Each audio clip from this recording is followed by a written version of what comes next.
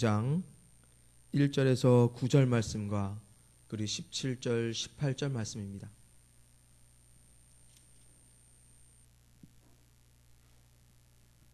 (1절에서 9절) 말씀과 17절 그리고 18절 두 절입니다. 먼저 1절에서 9절 한 절씩 교독하겠습니다.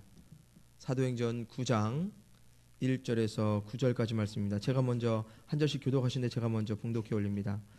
사울이 주의 제자들에 대하여 여전히 위협과 살기가 등등하여 대제사장에게 가서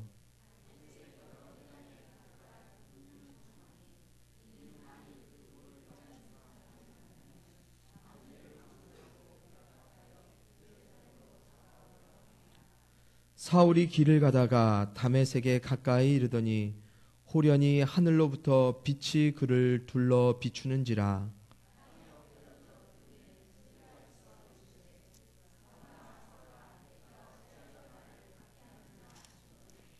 대답하여 주여 누구시나이까? 이르시되 나는 내가 박해하는 예수라.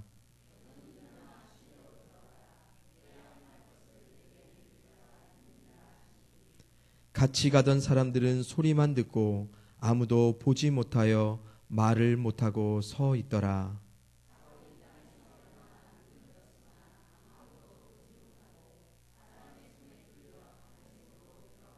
같이 읽습니다. 사흘 동안 보지 못하고 먹지도 마시지도 아니하니라. 아멘. 그리고 17절 18절 두 절 함께 읽도록 하겠습니다. 시작. 아나니아가 떠나 그 집에 들어가서 그에게 안수하여 이르되 형제 사울아, 주 곧 내가 오는 길에서 나타나셨던 예수께서 나를 보내어 너로 다시 보게 하시고 성령으로 충만하게 하신다 하니 즉시 사울의 눈에서 비늘 같은 것이 벗어져 다시 보게 된지라. 일어나 세례를 받고. 아멘. 오늘도 이 자리 가운데 오신 많은 성도님들을 축복하고, 올림픽이 있지만 우리의 마음은 이 시간에 있어야 합니다. 아시겠죠? 이상화 선수는 벌써 금메달을 땄고요. 오늘 저녁에는 금메달 딸 사람이 아직 없는 것 같습니다. 그러니까 마음을 분산시키지 마시고 예배에 집중하셨으면 좋겠습니다. 성도님들께서 지금까지 살아오면서 혹시 극적인 삶의 전환점을 경험해 보신 적이 있으시죠? 이거는 뭐 나이가 많고 적음을 떠나서 누구에게나 삶 가운데 극적인 전환점이 찾아옵니다. 이 전환점을 기점으로 어떤 사람은 삶의 나락으로 떨어지기도 하고요. 어떤 사람은 그 순간을 통해서 앞으로 쭉쭉 치고 올라가기도 합니다. 여러분도 이런 경험이 있으시라고 생각합니다. 삶의 어떤 한 시점과 순간을 통해서 삶의 승패를 경험했던 경우요. 요즘 동계올림픽을 보면서 더 그런 생각을 많이 하게 됩니다. 정말 찰나예요. 정말 순간인데 그 순간에 내가 치고 나가느냐 아니면 내가 뒤로 빠지느냐에 따라서 나의 삶의 우승과 또한 탈락이 주어지더라는 것입니다. 하버드 대학교의 하워드 스티븐슨 교수님이 삶의 전환점, 터닝 포인트라는 것에 대해서 이런 말씀을 하십니다. 전환점이란 단지 살짝 변화만 주는 그런 차원이 아니라 지금까지 달려오던 것과는 전혀 다른 쪽으로 완전히 방향을 틀어야 할 지점이고, 전환점이란 지금까지와는 전혀 다른 방식으로 생각해 보라는 일종의 신호라고 말하고 있습니다. 전혀 다른 방향으로, 전혀 다른 방식으로 생각하기 때문에 그래서 삶의 전환점은 늘 극적이고 그 결과 또한 아주 극적입니다. 오늘 우리가 읽은 본문 말씀을 보면요, 삶의 극적인 전환점 위에 서 있던 한 사람이 나옵니다. 이 사람은 이 전환점을 기점으로요, 지금까지와는 전혀 다른 방향으로 삶의 키를 돌렸고, 이 전환점을 통해서 전혀 다른 방식으로 생각하며 행동하기 시작했습니다. 이 사람은 여러분들이 너무도 잘 알고 계신 바로 바울입니다. 저는 오늘 본문 말씀을 통해서 삶의 전환점에 대해서 말씀드리고자 하는 것이 아니라 사도 바울과 같이 하나님의 사람으로 하나님의 영광을 위해 쓰임을 받았던 사람들에게 찾아오는 전환점에서 하나님이 우리 삶의 방향을 완전히 틀으시기 위해 자주 사용하셨던, 그리고 하나님이 우리의 생각의 방향을 완전히 바꾸시기 위해서 빈번하게 사용하셨던 하나님의 장치, 하나님의 방법, 바로 하나님과의 독대의 시간에 대해서 잠시 말씀을 나누고자 합니다. 성경에서는요, 하나님의 쓰임을 받았던 많은 사람들을 보면 정말로 그 사람들이 하나님과의 독대, 즉 하나님과 1대1로 마주하는 장면이 자주 발견됩니다. 하나님이 열방의 아비로 아브라함을 부르실 때도 그랬고요. 하나님이 이스라엘의 지도자 모세를 부르실 때도 그랬고요. 하나님이 이스라엘의 영적 지도자로 사무엘을 부르실 때도 그랬고요.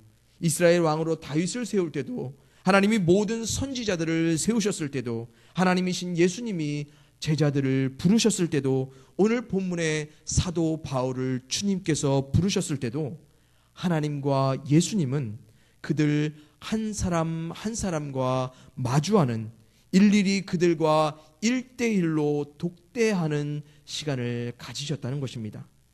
이 시간이 중요한 사실은요, 하나님은 하나님 자신과 하나님의 사람만이 남는 이 독대의 시간에 하나님은 그들에게 말씀하셨고요. 하나님은 그들을 바꾸셨고요. 이 시간을 기점으로, 시작점으로, 출발점으로, 전환점으로 사람들은 하나님의 쓰임을 받기 시작했다는 것입니다. 그래서 오늘 우리가 이 부분에 대해서 좀 주목해 볼 필요가 있겠습니다. 본문 1절, 2절 말씀을 다시 한번 읽겠습니다. 본문 1절, 2절입니다. 시작. 사울이 주의 제자들에 대하여 여전히 위협과 살기가 등등하여 대제사장에게 가서 다메섹 여러 회당에 가져갈 공문을 정하니, 이는 만일 그 도를 따르는 사람을 만나면 남녀를 막론하고 결박하여 예루살렘으로 잡아오려 함이라. 아멘. 주의 제자들에 대하여 위협과 살기가 대단했던 바울이요. 그래서 더 적극적으로 그리스도인들을 핍박하고 그들을 박해하기 위해서 대제사장의 권한을 가지고, 공식적인 권한을 가지고 다메섹으로 그리스도인들을 잡기 위해 가고 있던 바울이요. 한마디로 그리스도인의 핍박자로, 박해자로 한참 잘 나가던 사도 바울에게 갑자기 엄청난 시련과 고통이 찾아옵니다. 그것은 다름 아닌 자신이 핍박하고 자신이 박해하던 예수님이 직접 바울을 부르시고 그의 발걸음을 멈추셔서 그의 눈을 멀게 하셨다는 것입니다. 본문 8절 9절에서와 같이 그렇게 당당했던 바울이요, 눈이 멀어버리자 단 한 발자국도 혼자 걸어갈 수 없게 되었습니다. 그는 사람들의 손에 질질 끌려 걸어가야만 했습니다. 그는 사흘 동안 홀로 보지도 못하고요, 먹지도 마시지도 않았습니다. 또한 본문 3절에서 6절에서 보면 바울은 재수없게 우연히 밝은 빛을 보고 눈이 먼 게 아니라 자신의 눈은 그가 박해하는 예수님에 의해 멀게 되었다는 것을 알았습니다. 또한 그의 눈이 멀게 된 이유는 예수를 박해하였기 때문이라는 것을 너무도 잘 알고 있습니다. 그가 예수를 박해함으로, 그로 인하여서 예수가 바울의 눈을 멀게 하셨다는 것을 바울은 너무나 잘 알고 있었습니다. 절망 중에 이런 절망이, 고통 중에 이런 고통이 있을까요? 한순간에 그렇게 잘 나가던 그의 삶이 완전히 망쳐져 버렸습니다. 아니, 예수님이 그의 삶을 완전히 망쳐버렸습니다. 그는 눈이 먼 채 아무것도 보지 못하고 홀로 있게 되었습니다. 그는 일생일대 가장 처절한 삶 가운데 주님 앞에 사흘 동안 홀로 아무것도 보지 못하고 먹지도 마시지도 않고 홀로 하나님과 독대하는 시간을 갖기 시작합니다. 사랑하는 성도님들, 우리 인생 가운데 우리가 한참 잘 나가는 그 시점에 하나님은 우리의 삶을 멈추셔서 최소한 한 번은요, 우리를 하나님 앞에 홀로 남겨두십니다. 하나님이 친히 우리의 발걸음을 멈추시고 우리를 단 한 발짝도 앞으로 걸어나가지 못하게 하시고 하나님 앞에 나만 홀로 남게 하시는 그런 때가 우리 삶 가운데 분명히 최소한 한 번은 찾아온다는 것입니다. 저는 오늘 바로 그때 하나님이 우리를 홀로 남겨두시는 그때, 하나님이 우리와 마주하여 홀로 대답하여 말하기 원하시는 그때에 우리가 어떻게 하나님 앞에 반응하며 나아가야 되는지, 그것을 여러분들과 같이 나누고자 합니다. 본문 6절의 말씀을 한번 읽겠습니다. 9장 6절의 말씀입니다. 6절입니다. 시작. 너는 일어나 시내로 들어가라. 내가 행할 것을 내게 이를 자가 있느니라 하시니. 주님은요, 바울의 눈을 멀게 하셨던 그 주님이 이렇게 말씀하십니다. 바울에게 행할 것을 알리시기 위하여서 그의 삶을 멈추셨다 말씀하십니다. 다시 말하면 주님은 바울이 괘씸해서 자신을 박해하던 핍박하던 바울을 버리시기 위해서 그의 눈을 멀게 하시고 그의 삶을 멈추셔서 그를 홀로 있게 하신 것이 아니라는 것입니다. 이와 같이 하나님이 우리의 삶을 멈추셔서 우리를 인생 가운데 하나님 앞에만 홀로 남게 하신 이유는 앞으로 하나님이 우리를 통해 행하실 일을 알리시기 위하여 그런 분명한 목적을 가지고 우리를 멈추시고 우리를 홀로 있게 하신다는 것입니다.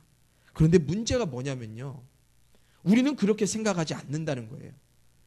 하나님의 의도와 목적은 우리를 사용하시기 원하시고 우리로서 하나님의 영광을 위해서 뭔가를 행하시기 위해서 멈추시는 것인데, 우리를 홀로 있게 하시는 것인데, 우리는 그렇게 하나님의 의도를 바라보지 않는다는 것입니다. 그래서 우리는 이렇게 반응합니다. 마치 내 자신이 홀로 버려진 듯한 기분을 들게 합니다. 바쁘게 정신없이 살아가던 삶 가운데 모든 것이 꽝 하고 멈춰지면 텅 빈 공허함에 몸부림치기 시작합니다. 그 텅 빈 공허함에 하나님까지 이제 싹 다 비워버리기 시작합니다. 특별히 잘 나가던 삶 가운데요, 아무도 없이 홀로 있게 되면 우리는 그 순간의 소외감과 외로움과 자괴감에 견디지 못해요. 그래서 우리의 외로움을 달래기 위해서 우리는 다른 수단과 대상들에 매달리기 시작합니다. 우리 자신의 홀로 있는 이 아픔을 위로해 줄 그 대상을, 우리의 고통을 덜어줄 수 있을 만한 그 상대를 분주하게 찾아다니기 시작한다는 것입니다. 정신없이 헤매기 시작합니다. 그래서 홀로 버려진 삶의 자리 가운데 우리는 결론을 지어버립니다. 이거는 아무 쓸데없어. 하나님이고 뭐고 내게 아무 의미 없어라고 우리는 단정한다는 것입니다.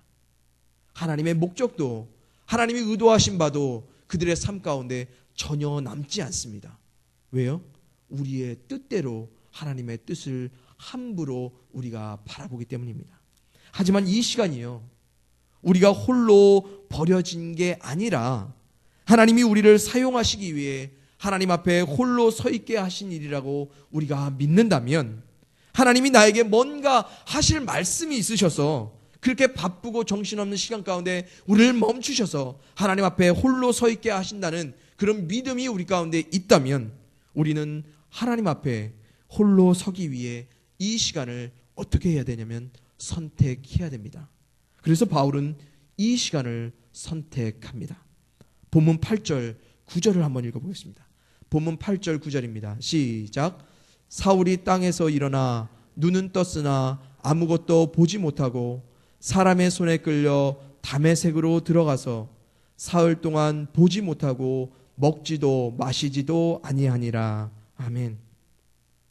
좀 이상한 거 발견하셨어요? 6절에서요, 주님은 바울에게요, 일어나 시내로 들어가라 하셨습니다. 그 다음에 주님께서는 그의 눈을 멀게 하셨습니다.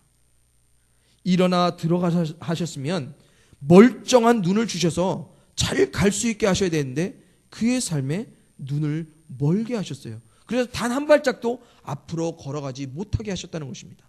얼마나 큰 도전입니까? 절망의 어둠이 가득한 상황에서 바울이 어떻게 한지 아세요? 눈이 멀었으니까 급하게 자신을 고쳐줄 의사를 찾았습니까?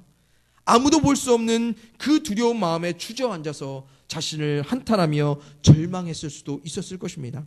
아니면 분한 마음에 미치도록 소리를 지르면서 화를 내면서 자신의 눈을 멀게 한 그 예수를 비난하며 또한 욕하며 떠나버릴 수도 있었습니다. 바울은 자신이 계획했던 모든 삶이 무너지고 거기다 눈까지 멀게 되는 비참한 상태에 놓이게 되었지만 주님이 자신의 삶을 멈추게 하신 이유를 알기 위해 주님이 자신을 통해 행하실 일이 무엇인지를 알기 위해서 8절 말씀과 같이 스스로 일어나 사람들의 손에 이끌려서라도 다메섹으로 들어가기를 믿음으로 선택합니다. 그리고 바울은 9절의 말씀과 같이 먹지도 마시지도 않기를 선택합니다. 보세요. 눈이 멀었지만 8절에서 바울은 남들이 일으켜 세워준 것이 아니라 엎어진 땅에서 스스로 일어났습니다. 9절에서 바울은 먹을 것이 없어서 마실 것이 없어서 못 먹은 것이 아니라 먹지도 마시지도 않았다라고 말한다는 것입니다. 주님 앞에 홀로 서기를 믿음으로 선택한 바울에게 믿음으로 주님 앞에 식음을 전폐하며 홀로 서 있기를 과감히 선택한 바울의 이 두 번의 믿음의 선택은요, 곧 그의 삶의 방향을 완전히 바꾸는, 그의 생각을 송두리째 바꾸는 완전한 터닝 포인트, 즉 전환점이 되었습니다. 그리고 그는 우리가 너무도 잘 알고 있는 것처럼요, 남은 그의 삶 동안 하나님 앞에 온전한 쓰임을 이때를 기해서 받게 되었습니다. 어느 날 어떤 분이 저에게 삶의 전환점, 삶의 터닝 포인트에 대해서 이런 말씀을 해주신 적이 있었습니다. 사람에게는 일생일대의 기회로서 최소한 3번의 전환점이 주어지는데, 첫째는 성공이요, 둘째는 부, 셋째는 명예라고 말씀하셨어요. 그런데 이 3번의 전환점들을 기회로 만드느냐 아니면 그렇지 못하게 위기로 바라보느냐는 이 전환점에 우리가 어떻게 반응하고 대처하느냐에 따라 전환점이 기회가 되기도 하고 위기가 되기도 한다고 말했습니다. 왜냐하면 전환점은 항상 극적으로 우리 삶 가운데 찾아오기 때문입니다. 우리가 전혀 예상할 수 없는 그때에 우리 삶 가운데 갑자기 찾아오기 때문에요. 그래서 이게 전환점인가 아닌가 그런 분별도 하기 힘들 만큼 그럴 때 우리 삶 가운데 찾아오는 것이 바로 전환점입니다. 그런데 전혀 성경적이지도 않은, 하나님도 믿지 않는 분이 저에게 이런 말씀하셨거든요. 전혀 성경적이지도 않은 그런 말인데 정말 성경에 보면 그런 일들이 비일비재합니다. 하나님이 우리를 멈추셔서 홀로 있게 하시는 그때를 하나님이 우리에게 주신 위기가 아닌 전환점으로 인식한다면 우리는 그것을 기회로 알고 선택하게 되는 것입니다. 성도님들, 기회는요 자주 오지 않습니다. 그런데 왔을 때 잡으면 그것은 기회가 됩니다. 하나님이 홀로 있게 하실 때 그때는 놓치지 말아야 할 일생일대의 기회임을 여러분들 다시 한번 기억하시기 바랍니다. 이 전환점은요, 이 기회의 선택은요, 하나님이 우리 가운데 갑작스럽게 허락하십니다. 그래서 우리 가운데 극적인 하나님의 역전을 맛보게 하시는 것이 바로 전환점이라는 것을 여러분들이 기억하시기 바랍니다. 근데 그게 언제 이루어지냐면 우리가 하나님 앞에 홀로 서 있을 때, 우리가 하나님 앞에 아무 도움도 없이 홀로 서게 하나님이 만드셨을 때, 그게 바로 전환점의 전조입니다. 그래서 하나님이 홀로 있게 하신 이 기회를요, 믿음으로 선택한 바울에게 어떤 일이 일어났는지 아십니까? 바로 이때에 하나님은 바울의 모든 것을 하나님의 모든 것으로 완전히 바꾸셨습니다. 본문 8절에서 이렇게 말합니다. 주님은 바울의 눈을 아예 감기게 하신 것이 아니라 눈은 떴으나 아무것도 보지 못하게 하셨다고 말합니다. 그렇다면 왜 하나님은 바울의 눈을 떴으나 보지 못하게 하셨을까요? 이전에 바울의 눈은 사실 볼 수 있었지만 사실 그의 눈은 이미 멀어 있었습니다. 그의 눈은요, 주님의 시선이 향하는 곳과는 너무도 동떨어져 있었습니다. 아니, 아주 반대로, 정확히 반대로 주님의 시선과 향하고 있었습니다.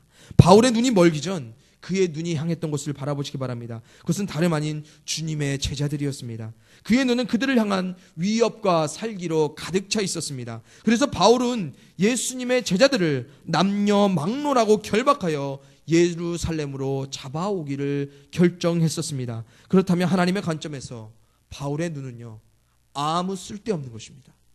아예 그의 눈을 감겨버리시면 될 것은, 아니 아예 그의 눈을 뽑아버리셔도 시원찮을 판에 하나님은 굳이 그를 보지 못하게만 왜 하셨냐는 것입니다. 주님은 보아도 엉뚱한 것만 보는, 볼 수 있지만 다른 곳만 바라보는 바울의 눈을 단지 못 보게 하셨습니다. 하지만 하나님 앞에 홀로 선 그 시간을 통해 하나님이 자신을 통해 행하실 그 일을 기다리는 처절한 고독 가운데 이제는 오직 주님을 위해, 주님을 향해 다시 바라봐야 할 것들을 보게 하시고 주님의 시선과 동일하게 바울의 시선을 틀어 하나님께서 방향을 바꾸셨습니다. 그래서 17절 말씀과 같이 하나님이 그의 눈을 다시 보게 하셨을 때 성령, 즉 하나님의 영으로 충만하게 하시며 그의 눈을 뜨게 하십니다. 드디어 바울의 눈이요, 다시 보게 되었을 때 그의 눈이 향했던 곳을 한번 보시기 바랍니다. 본문 18절에서 20절 말씀까지를 같이 읽겠습니다. 본문 18절부터 20절입니다. 시작. 즉시 사울의 눈에서 비늘 같은 것이 벗어져 다시 보게 된지라.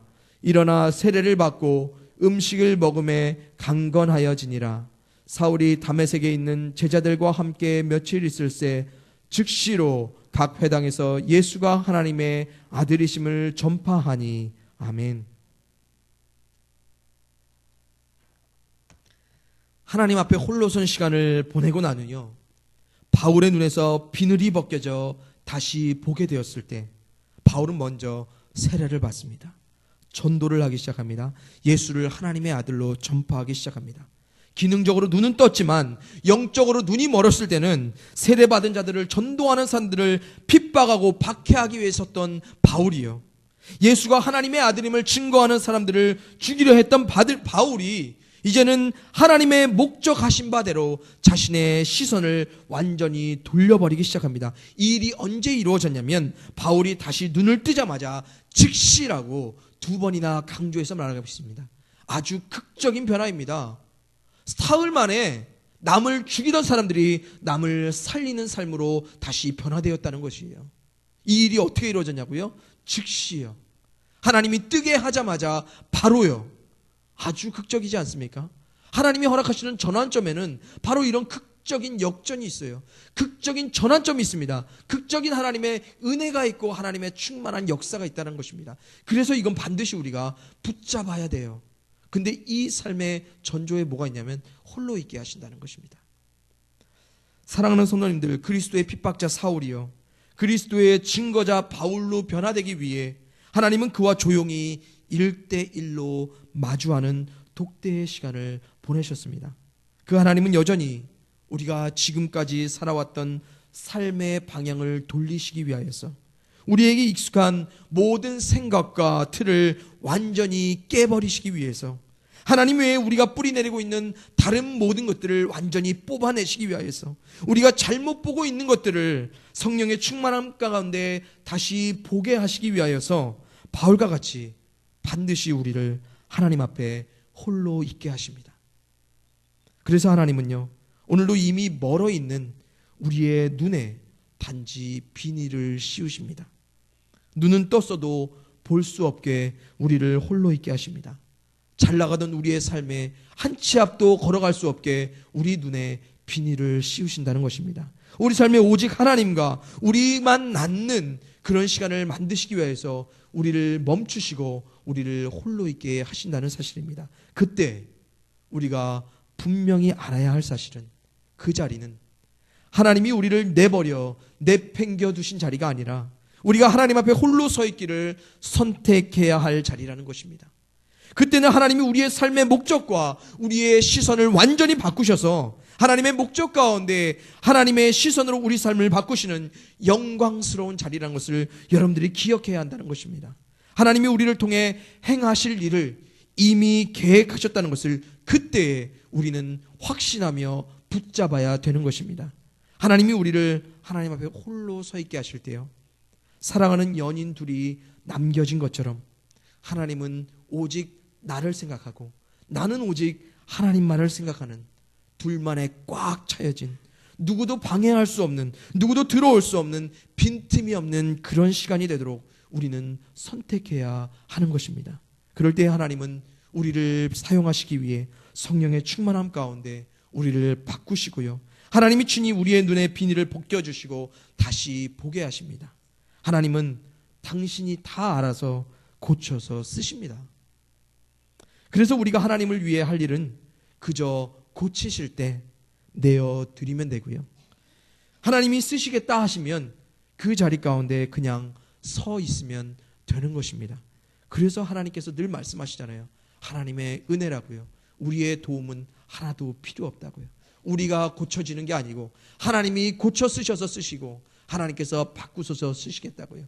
그게 바로 하나님이 우리 삶 가운데 말씀하신 은혜입니다. 은혜의 자리로 우리는 걸어가기만 하면 되는 겁니다. 사랑하는 성도님들, 제가 한 가지 간증을 할게요. 또 미국 얘기인데 어쩌죠.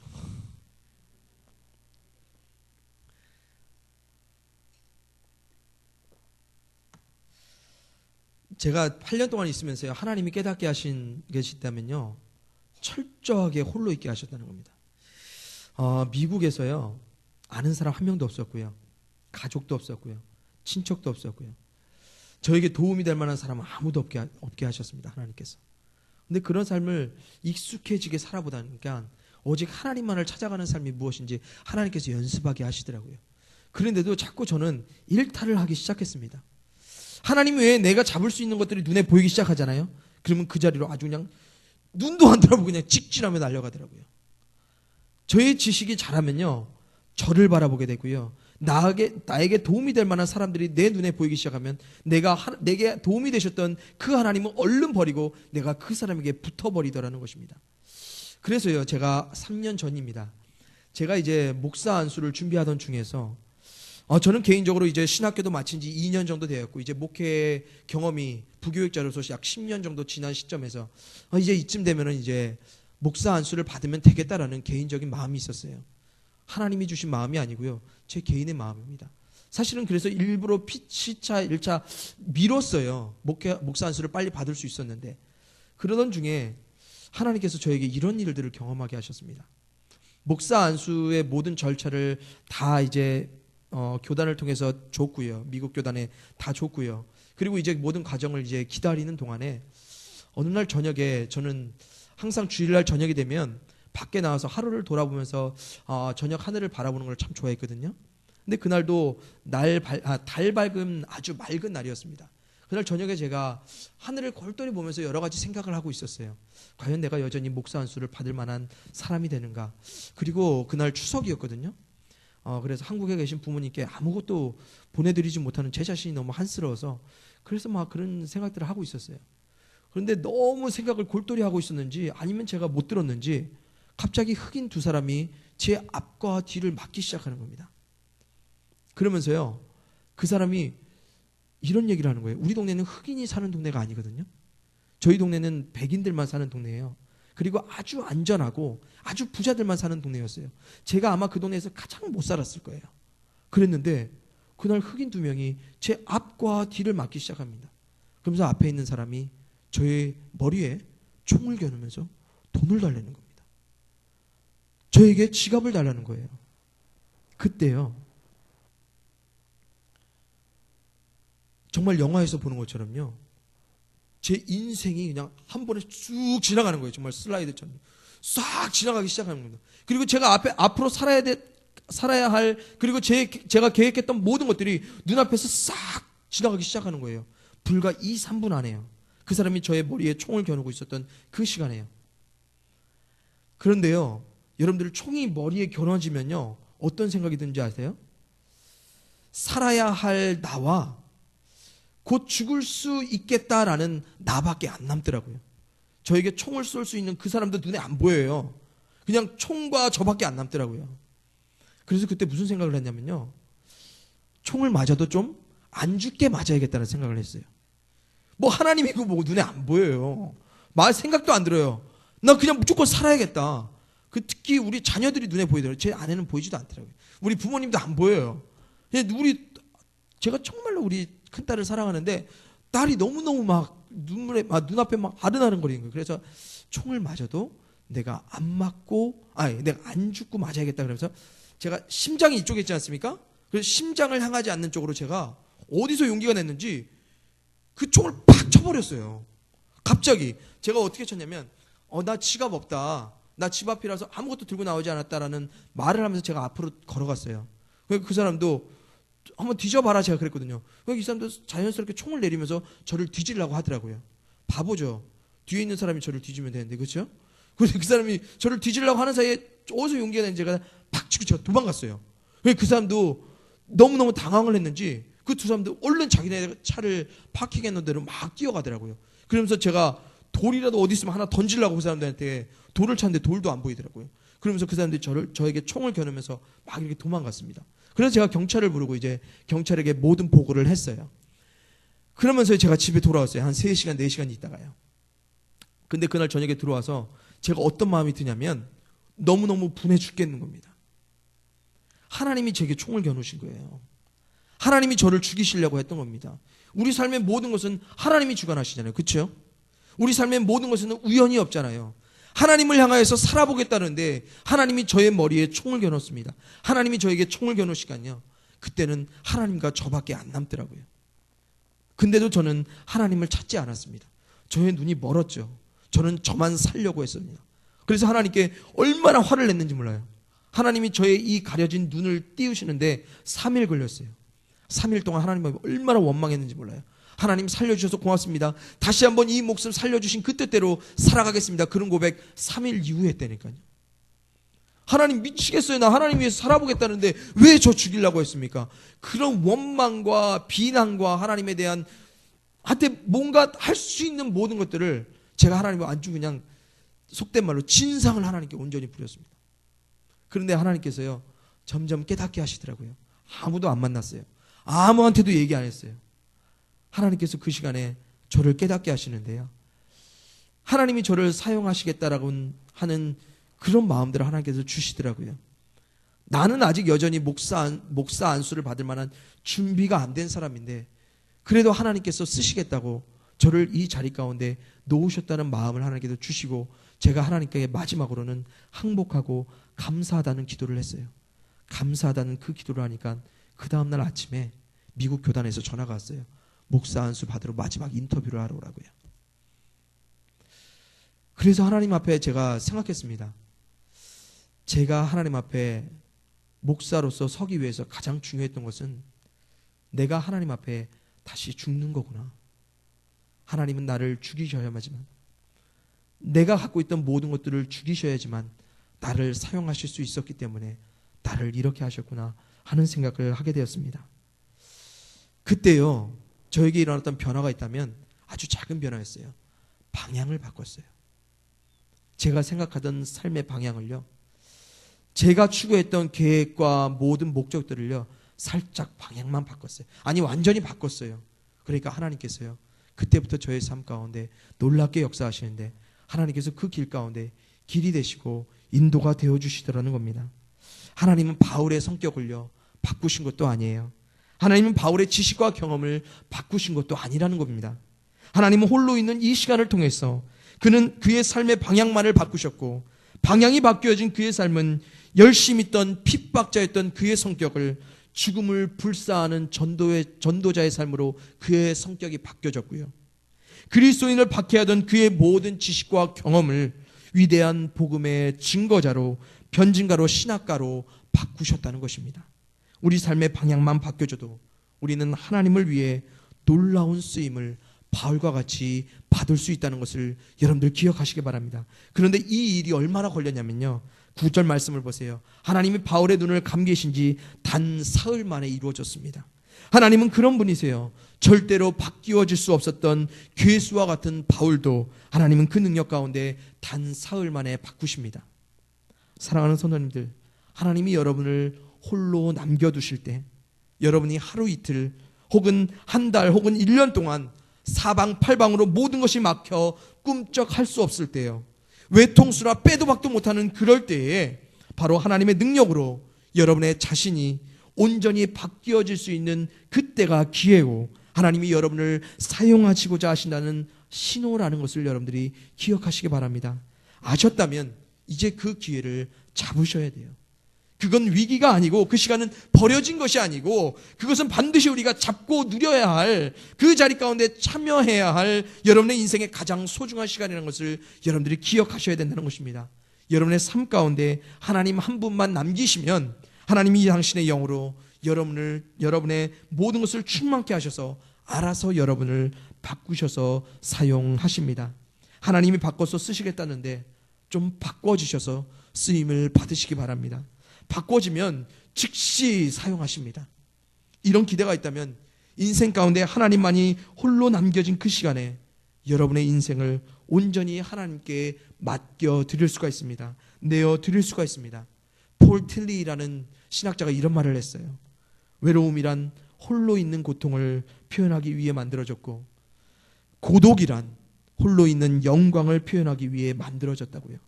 사랑하는 성도님들, 하나님 앞에 홀로 있는 것은 고통이 아니라 영광입니다. 그 영광된 자리를 피하지 마시고요, 영광을 찾아서 받아 누리시는 여러분이 되시기를 주님의 이름으로 간절히 축원드립니다. 안 바꿔지면요, 남은 인생 고통스럽지만 바뀌면요, 여러분 남은 인생은 탄탄대로가 될 것입니다. 왜요? 하나님이 사용하시기 때문에요. 다 같이 기도하시겠습니다.